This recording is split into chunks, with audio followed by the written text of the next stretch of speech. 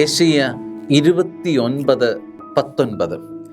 ശാന്തശീലർക്ക് കർത്താവിൻ്റെ നവ്യമായ സന്തോഷം ലഭിക്കും. ശാന്തശീലർക്ക് കർത്താവിൻ്റെ നവ്യമായ സന്തോഷം ലഭിക്കും.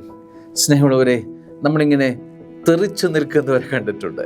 എപ്പോഴും മുൻപന്തിയിൽ ഇങ്ങനെ നിൽക്കാൻ വേണ്ടി വെമ്പൽ കൊണ്ട് ഇടിച്ചിടിച്ചിടിച്ച് നിൽക്കുന്നവരെ നമ്മൾ കണ്ടിട്ടുണ്ട്. എന്നാൽ ഒരു ജീവിതത്തിൽ എപ്പോഴും ശാന്തത, ഒരു എളിമയുടെ അനുഭവം, ഒരു വിനയത്തിൻ്റെ അനുഭവം, ഒരു താഴ്മയുടെ അനുഭവമൊക്കെ ഹൃദയത്തിൽ, ജീവിതത്തിൽ കാത്തു സൂക്ഷിക്കുന്ന അനേകം പേരെ നമ്മളും കണ്ടിട്ടുണ്ടല്ലോ. ശാന്തശീലർക്ക് കർത്താവിൻ്റെ നവ്യമായ സന്തോഷം ലഭിക്കും. മനുഷ്യരുടെ മുമ്പിൽ പിടിച്ചു നിൽക്കാനും മുൻപന്തിയിൽ വരാനുള്ള തത്രപ്പാടും പരിശ്രമത്തിനപ്പുറത്ത് ദൈവത്തിന് മുമ്പിൽ വരാനുള്ള ഒരു വഴിയെക്കുറിച്ചാണ് സന്തോഷം വചനം ഓർമ്മിപ്പിക്കുന്നത്. നവ്യമായ ഒരു സന്തോഷത്തിന് ഉടമയാകാൻ നീ അവലംബിക്കേണ്ട ഒരു ശാന്തതയാണ്, ഒരു വിനയാനുഭവമാണ്. ശാന്തത ഒരു പുണ്യമാണ്, ഒരു ബലമാണ്. ആമേൻ.